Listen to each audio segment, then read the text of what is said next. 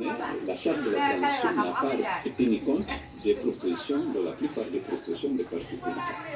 Alors justement, la mission conjointe CEDEAO-ONU qui est venue à Conakry a constaté le non-respect du délai de 6 mois qu'elle avait fixé en septembre dernier. Elle se dit également très préoccupée par l'absence de chronogramme acceptable. Qu'est-ce que vous attendez de la CEDEAO? Plus de fermeté peut-être? Écoutez, nous avions demandé à la CEDEAO de ne pas sanctionner la junte. Lorsqu'elle a pris le pouvoir, on a estimé que M. Alpha Condé exerçait un mandat, un troisième, illégal et illégitime, et qu'on a salué leur intervention.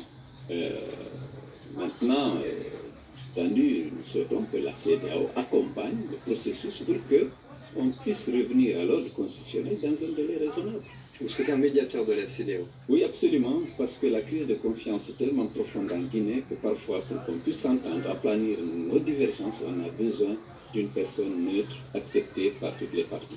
Alors, la durée de la transition, c'est vraiment là où il y a une pierre d'achoppement. Au Burkina, une transition de 3 ans a été décidée. Est-ce que d'après vous, c'est ce que vise la junte? On ne sait pas. On ne sait pas. Il y a un document qui circule, dont l'authenticité n'est pas encore vérifiée, qui propose 4 ans.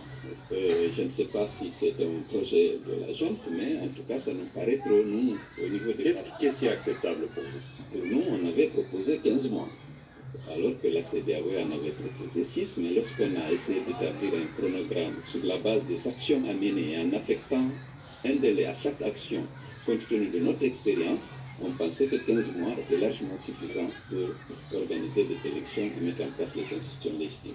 Est-ce que vous diriez, Sékou Damon Diallo, qu'en l'état actuel des choses, le divorce est consommé entre la junte et les politiques?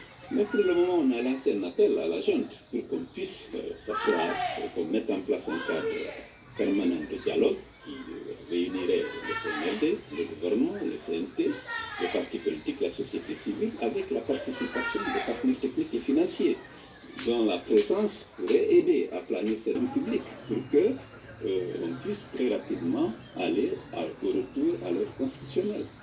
Vous êtes le principal leader de l'opposition. On imagine que vous avez tenté de dialoguer avec le colonel Doumbouya. On a vu qu'au Mali, au Burkina, il y a quand même, ne serait-ce un véritable dialogue, au moins des canaux qui existent entre l'opposition et la junte. Est-ce que vous avez parlé au colonel Doumbouya? Est-ce que vous l'avez vu?